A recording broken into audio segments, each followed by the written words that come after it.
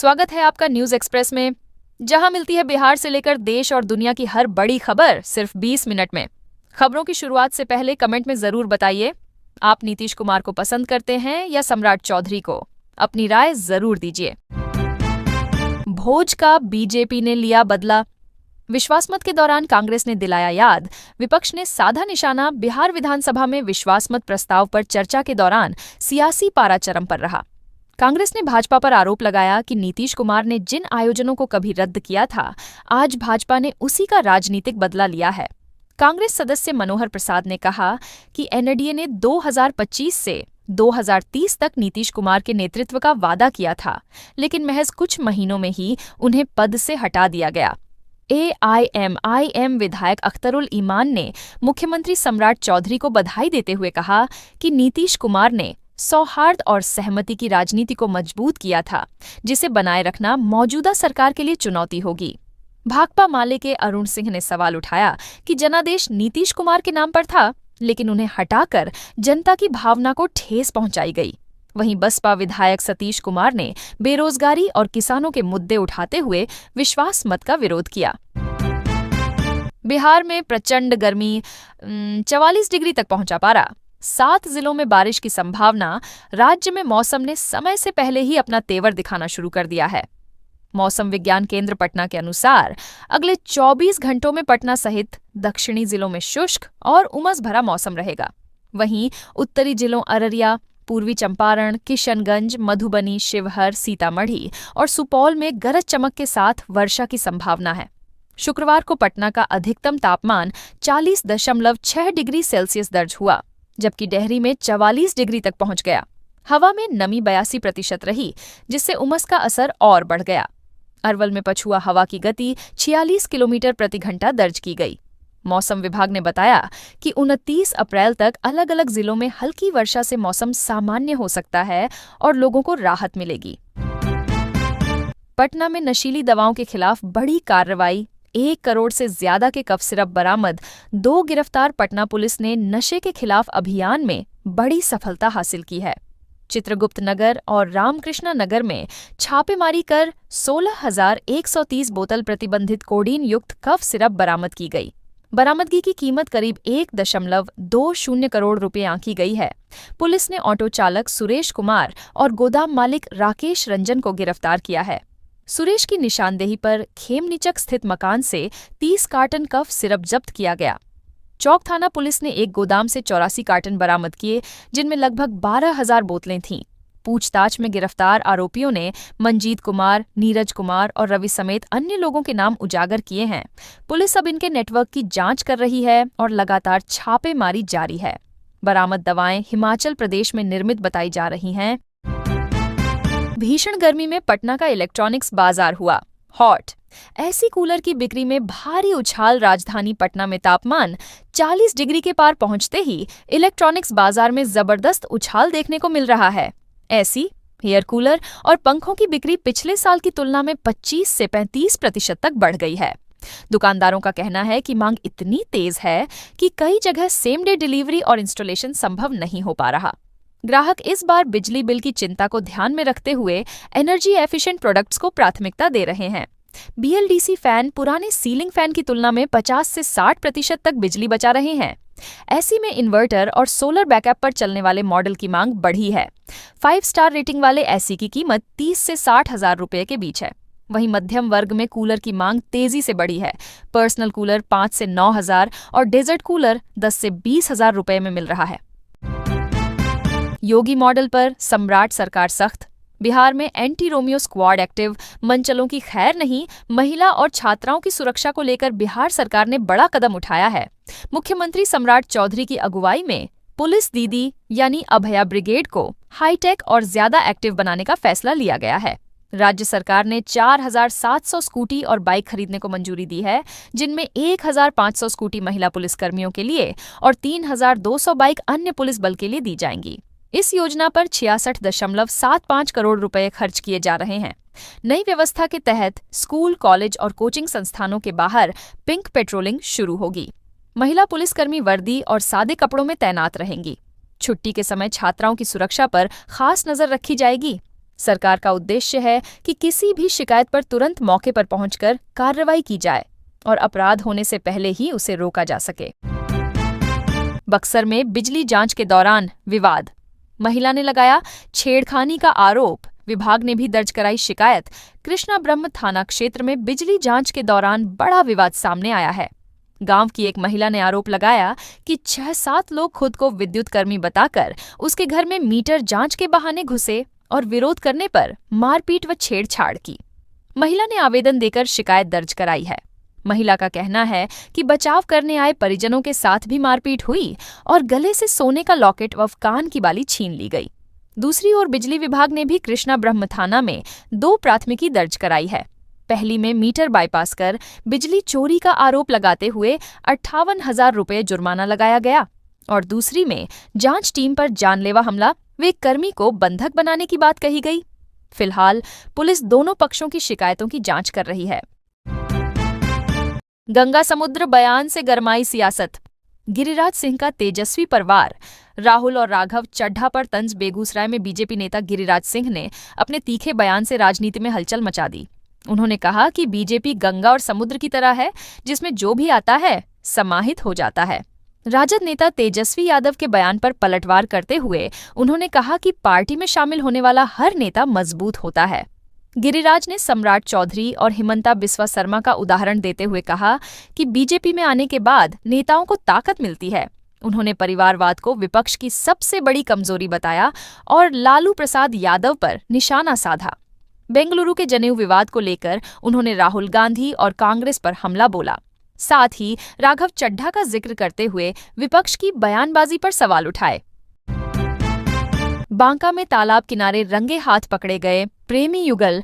ग्रामीणों ने रातों रात मंदिर में कराई शादी। बांका जिले के करहिया गांव में शुक्रवार शाम तालाब किनारे प्रेमालाप कर रहे एक प्रेमी युगल को ग्रामीणों ने रंगे हाथ पकड़ लिया। युवक रोशन कुमार और युवती आशा कुमारी लंबे समय से प्रेम प्रसंग में थे और चोरी छिपे मिलते थे। ग्रामीणों ने दोनों को घेर लिया और परिजनों को बुलाकर 2 घंटे तक समझाने बुझाने का दौर चला। अंततः दबाव और सहमति के बीच शादी का फैसला हुआ। आधी रात को पंडित को बुलाकर गांव के शिव मंदिर में विधिवत शादी कराई गई। मंदिर परिसर हर हर महादेव और जय श्री राम के जयघोष से गूंज उठा। इस अनोखी शादी के गवाह गांव के सैकड़ों लोग बने। शनिवार को भी पूरे इलाके में इस घटना की चर्चा रही। गौरतलब है कि क्षेत्र में इस तरह की घटनाएं पहले भी कई बार सामने आ चुकी हैं। सिवान, वैशाली और भोजपुर के बाद अब अरवल में मोबाइल टावर पर चढ़ी युवती। प्रेम प्रसंग का मामला। बिहार में प्रेम प्रसंग को लेकर मोबाइल और बिजली के ऊंचे टावर पर चढ़ने का खतरनाक ट्रेंड बढ़ता जा रहा है। अरवल जिले के करपी थाना क्षेत्र में शुक्रवार को 25 वर्षीय युवती मोबाइल टावर पर चढ़ गई। करीब 4 घंटे की मशक्कत के बाद उसे सुरक्षित उतारा गया। युवती के पिता ने बताया कि बेटी का गांव के युवक से प्रेम संबंध था। दोनों ने मंदिर में शादी भी की थी, लेकिन बाद में युवक दूसरी शादी की तैयारी करने लगा। इससे आहत युवती न्याय की गुहार लगाने के लिए टावर पर चढ़ गई। एसडीपीओ कृति कमल ने मोबाइल फोन के जरिए 1.5 घंटे तक बातचीत कर भरोसा दिलाया कि उसे न्याय मिलेगा, जिसके बाद युवती नीचे उतरी। फिलहाल उसे करपी थाना में रखा गया है और प्रेमी व उसके परिवार को बुलाया गया है। इससे पहले सिवान, वैशाली, भोजपुर और गोपालगंज में भी ऐसी घटनाएं सामने आ चुकी हैं। जमुई में हीटवेव का कहर। दोपहर 12:30 के बाद स्कूलों को बंद रखने का आदेश। जमुई जिले में भीषण गर्मी और लू के थपेड़ों से बच्चों को बचाने के लिए प्रशासन ने बड़ा कदम उठाया है। जिलाधिकारी नवीन ने भारतीय नागरिक सुरक्षा संहिता 2023 की धारा 163 के तहत आदेश जारी कर सभी सरकारी निजी स्कूलों, प्री स्कूल और आंगनबाड़ी केंद्रों में वर्ग 5 तक की कक्षाएं दोपहर 12:30 के बाद बंद रखने का निर्देश दिया है। यह आदेश 25 से 30 अप्रैल तक लागू रहेगा। हालांकि सरकारी स्कूलों में पहले से ही 12:20 पर छुट्टी हो जाती है, इसलिए वहां इसका असर नहीं पड़ेगा। निजी स्कूलों ने भी समय में बदलाव कर दिया है। पिछले 1 हफ्ते से जमुई का तापमान 42 डिग्री सेल्सियस के पार जा रहा है। छोटे बच्चों में डिहाइड्रेशन और स्वास्थ्य संबंधी खतरे को देखते हुए यह एहतियाती कदम उठाया गया है। अभिभावकों ने इस आदेश का स्वागत किया है और कहा है कि बच्चों को दोपहर की चिलचिलाती धूप से राहत मिलेगी। जमुई जिले में पेट्रोल पंप पर स्टॉक का संकट। डिमांड के मुकाबले केवल 25% सप्लाई इजरायल और ईरान के बीच युद्ध का असर अब जमुई जिले के पेट्रोल पंपों पर साफ दिख रहा है। अधिकांश पंपों के पास अगले 24 घंटे का बैकअप स्टॉक भी नहीं है। शादी के लगन और गेहूं की कटाई के कारण मांग अचानक बढ़ गई है। खैरा के भगत पेट्रोलियम में सामान्य दिनों में 1500 लीटर पेट्रोल और 5000 लीटर डीजल की खपत होती थी, जो अब बढ़कर 2500 और 7000 लीटर तक पहुंच गई है, लेकिन आपूर्ति केवल 25% हो रही है। पंप मालिक ने बताया कि यदि नई खेप नहीं पहुंची तो पंप को ड्राई घोषित करना पड़ेगा। सिंह ऑटो फ्यूल सेंटर में भी स्थिति गंभीर है। यहां केवल 1 दिन का स्टॉक बचा है। यदि पड़ोसी पंप बंद हुए तो भीड़ बढ़ने से शाम तक ही स्टॉक खत्म हो सकता है। युद्ध और किल्लत की आशंका से लोग पैनिक बाइंग कर रहे हैं, जिससे संकट और गहरा रहा है। नीतीश कुमार को मुखौटे के रूप में इस्तेमाल किया गया। खगड़िया में गरजे प्रशांत किशोर जन सुराज पार्टी के सूत्रधार प्रशांत किशोर शुक्रवार को खगड़िया पहुंचे और मंजू वाटिका में कार्यकर्ताओं के साथ बैठक की। उन्होंने संगठन को पुनर्गठित करने और बिहार नवनिर्माण अभियान को अगले 5 वर्षों तक प्रभावी ढंग से चलाने की रणनीति पर चर्चा की। बैठक को संबोधित करते हुए उन्होंने भाजपा पर तीखा हमला बोला।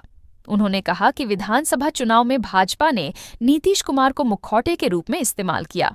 202 विधायकों के समर्थन के बावजूद नीतीश कुमार को मुख्यमंत्री पद छोड़ना पड़ा और भाजपा ने अपना मुख्यमंत्री बना दिया। प्रशांत किशोर ने मुख्यमंत्री सम्राट चौधरी पर भी सवाल उठाए। उन्होंने कहा कि उनकी छवि, नाम, उम्र और डिग्री को लेकर जनसुराज पहले ही जनता को आगाह कर चुका था। उन्होंने दावा किया कि बिहार में जनता को सच्चाई बताने और संगठन को मजबूत करने के लिए जनसुराज लगातार काम कर रहा है। कटिहार में मस्जिद चोरी के आरोप में नाबालिगों की बेरहमी से पिटाई, वीडियो वायरल, पुलिस करेगी कार्रवाई। कटिहार जिले के आजमनगर थाना क्षेत्र के दानिहा पंचायत अंतर्गत ख्वाजानगर गांव से एक चौंकाने वाला वीडियो सामने आया है। इसमें भीड़ के बीच 2 किशोरों को छड़ी से बेरहमी से पीटा जा रहा है। वीडियो में एक नाबालिग हाथ जोड़कर रहम की गुहार लगाता दिखता है, लेकिन मारपीट जारी रहती है। आरोप है कि दोनों किशोरों ने गांव की मस्जिद से करीब 1 लाख रुपये चोरी किए थे। पंचायत की मुखिया रूबी खातून के पति सिकंदर भाट पर पिटाई का आरोप है। ग्रामीणों ने उन्हें बीच गांव में लाकर सजा दी। सोशल मीडिया पर वीडियो वायरल होने के बाद लोग इस घटना की कड़ी निंदा कर रहे हैं। कानूनी जानकारों का कहना है कि किसी को भी कानून अपने हाथ में लेने का अधिकार नहीं है। थानाध्यक्ष नीरज कुमार ने बताया कि वीडियो की जांच कर दोषियों के खिलाफ कार्रवाई की जाएगी। मुंगेर के दरहरा में रेलवे की जमीन पर कब्जा, 4 मई से गरजेगा बुलडोजर, 3 दिन का अल्टीमेटम। धरहरा रेलवे स्टेशन परिसर की अधिकृत जमीन पर वर्षों से बने अवैध कब्जों के खिलाफ रेलवे प्रशासन ने सख्त रुख अपनाया है। पूर्व रेलवे जमालपुर के वरीय अनुभाग अभियंता ने नोटिस जारी कर अतिक्रमणकारियों को 3 मई तक का समय दिया है। आदेश में साफ कहा गया है कि रेलवे की जमीन पर बनी झोपड़ी, दुकान या मकान किसी भी रूप में वैध नहीं है। 4 मई से बुलडोजर चलाकर अतिक्रमण हटाया जाएगा और नुकसान की जिम्मेदारी संबंधित लोगों की होगी। नोटिस मिलते ही स्टेशन के आसपास हलचल तेज हो गई है। कई लोग अपने अस्थायी ढांचे हटाने लगे हैं, जबकि कुछ अब भी स्थिति भांपने में जुटे हैं। रेलवे ने स्पष्ट किया है कि अधिकृत जमीन पर किसी भी तरह की अवैध गतिविधि अब बर्दाश्त नहीं की जाएगी। ग्लास ब्रिज के बाद बिहार का हवा में सफर। राजगीर में बन रहा देश का पहला क्लिफ वॉक राजगीर अब धार्मिक पर्यटन के साथ साथ एडवेंचर डेस्टिनेशन के रूप में भी अपनी पहचान मजबूत कर रहा है। नेचर सफारी में बने ग्लास स्काई वॉक की सफलता के बाद अब यहां देश का पहला क्लिफ वॉक प्रोजेक्ट शुरू होने जा रहा है। इस क्लिफ वॉक को इस तरह डिजाइन किया जा रहा है कि पर्यटक घाटियों के ऊपर चट्टानों के किनारे चलते नजर आएंगे। चलते वक्त ऐसा एहसास होगा मानो इंसान हवा में तैर रहा हो। नीचे गहरी खाई और चारों तरफ हरियाली इस रोमांच को कई गुना बढ़ा देगी। जेठियन पहाड़ियों पर बनने वाला यह प्रोजेक्ट ग्लास ब्रिज से भी ज्यादा लंबा और चुनौतीपूर्ण होगा। वैज्ञानिक सर्वे के बाद मिट्टी और चट्टानों की मजबूती जांची गई है ताकि निर्माण सुरक्षित और टिकाऊ हो। सरकार पर्यावरण संरक्षण पर भी खास ध्यान दे रही है। क्लिफ वॉक शुरू होने के बाद बिहार में एडवेंचर टूरिज्म को नई उड़ान मिलेगी और स्थानीय रोजगार व व्यापार को भी बढ़ावा मिलेगा। अब रेलवे स्टेशन पर ही कटेंगे बाल दाढ़ी। सासाराम और डेहरी ऑन सोन में खुलेगा सैलून। रेलवे यात्रियों को यात्रा के साथ रोजमर्रा की सुविधाएं देने की दिशा में तेजी से काम कर रहा है। इसी कड़ी में सासाराम और डेहरी ऑन सोन रेलवे स्टेशनों पर अब हेयर सैलून की सुविधा शुरू की जाएगी। इससे यात्रियों को बाल कटाने या शेविंग के लिए स्टेशन परिसर से बाहर नहीं जाना पड़ेगा। खास तौर पर लंबी दूरी के यात्रियों और वेटिंग टाइम में बैठे लोगों के लिए यह सुविधा बेहद उपयोगी होगी। रेलवे इस सेवा को public private partnership (PPP) model पर संचालित करेगा। इच्छुक लोगों को 3 साल के लिए ठेका दिया जाएगा, जिससे स्थानीय स्तर पर रोजगार भी बढ़ेगा। दोनों स्टेशन पहले से ही ए श्रेणी में आते हैं और यहाँ यात्री सुविधाओं का लगातार विस्तार हो रहा है। पिछले वित्तीय वर्ष में इन स्टेशनों से रेलवे को 50-50 करोड़ रुपए से अधिक का राजस्व मिला है। अमृत भारत स्टेशन योजना के तहत करोड़ों की परियोजनाएं स्वीकृत हुई हैं। रेलवे का फोकस है कि यात्रियों को बेहतर अनुभव मिले और स्थानीय लोगों को रोजगार के अवसर भी मिले। झपकी ने मचाई तबाही। डेहरी में ब्रेजा दुर्घटनाग्रस्त तिलक में रांची जा रहे 5 घायल डेहरी ऑन सोन के आयरकोठा थाना क्षेत्र में शनिवार दोपहर एक बड़ा सड़क हादसा हुआ। डेहरी बिक्रमगंज मुख्य सड़क पर आयरकोठा पुल के पास एक ब्रेजा कार पेड़ से टकरा गई। कार सवार सभी लोग रांची से बक्सर जिले के नगवा गांव तिलक समारोह में शामिल होने जा रहे थे। पुलिस जांच में सामने आया कि ड्राइवर को झपकी आने के कारण कार अनियंत्रित होकर पेड़ से टकरा गई। हादसे में मीना देवी, राम आशीष सिंह, चांदनी कुमारी, आयुष्मान सिंह और जिया सिंह गंभीर रूप से घायल हो गए। सभी को तत्काल सदर अस्पताल सासाराम में भर्ती कराया गया। पुलिस ने क्षतिग्रस्त कार को कब्जे में ले लिया है और मामले की जांच कर रही है। प्रारंभिक जांच में तेज रफ्तार और चालक की लापरवाही हादसे की बड़ी वजह बताई गई है। पुलिस ने लोगों से अपील की है कि लंबी दूरी की यात्रा के दौरान सतर्कता बरतें और थकान होने पर ड्राइविंग से बचें। जानकी नवमी पर सीएम सम्राट चौधरी का संकल्प। 1 साल में प्रवासियों को बिहार में ही मिलेगा रोजगार। सीतामढ़ी के पुनौरा धाम में जानकी नवमी के अवसर पर मुख्यमंत्री सम्राट चौधरी ने बड़ा ऐलान किया। उन्होंने कहा कि राज्य सरकार का लक्ष्य है कि अगले 1 वर्ष में बिहार के प्रवासी श्रमिकों को यहीं रोजगार उपलब्ध कराया जाए। कार्यक्रम की शुरुआत उन्होंने जय जय सियाराम के जय घोष से की और मां सीता का आशीर्वाद लेने की बात कही। उन्होंने बताया कि राज्य में करीब 5 लाख करोड़ रुपए का निवेश प्रस्तावित है, जिससे उद्योग धंधों का विस्तार होगा और पलायन की समस्या खत्म होगी। सीएम ने पुनौरा धाम में बन रहे भव्य मंदिर को तय समय से 6 महीने पहले पूरा करने का निर्देश दिया और सीतामढ़ी मेडिकल कॉलेज का नामकरण विशेष पहचान के साथ करने की घोषणा की। उन्होंने कहा कि यह क्षेत्र सदियों से आस्था और समृद्धि का प्रतीक रहा है। पूजा अर्चना के बाद उन्होंने सीतामढ़ी महोत्सव का उद्घाटन भी किया। शेखपुरा में उमस भरी गर्मी से लोग बेहाल। 42 डिग्री से नीचे नहीं आ रहा तापमान। अलर्ट पर स्वास्थ्य विभाग। शेखपुरा जिले में पिछले 1 सप्ताह से भीषण गर्मी और उमस ने लोगों की दिनचर्या को बुरी तरह प्रभावित कर दिया है। शनिवार को भी अधिकतम तापमान 42 डिग्री दर्ज हुआ। सुबह 8 बजे से ही धूप आग बरसाने लगी और दोपहर से पहले ही सड़कों पर सन्नाटा पसर गया। उमस और बिजली की आंख मिचौली ने परेशानी और बढ़ा दी है। हर आधे घंटे पर बिजली ट्रिप होने से लोग परेशान हैं। शादी ब्याह और सामूहिक समारोहों में भी लोगों को कठिनाई झेलनी पड़ रही है। हीट वेव को लेकर स्वास्थ्य विभाग अलर्ट पर है। सदर अस्पताल में 10 बेड का स्पेशल वार्ड बनाया गया है। सभी प्राथमिक स्वास्थ्य केंद्रों पर भी विशेष व्यवस्था की गई है। चिकित्सक और पारा मेडिकल कर्मियों को तैनात किया गया है ताकि लू और हीटवेव से प्रभावित मरीजों का तुरंत इलाज हो सके। समस्तीपुर में 6.43 लाख महिलाओं के रोजगार का सर्वे शुरू। जल्द मिलेगी 20,000 रुपये की दूसरी किस्त। मुख्यमंत्री महिला रोजगार योजना के तहत समस्तीपुर जिले की लाखों महिलाओं के लिए राहत और उम्मीद भरी खबर आई है। पहली किस्त में 10-10 हजार रुपये प्राप्त कर चुकी महिलाओं के रोजगार का अब व्यापक सर्वे शुरू हो गया है।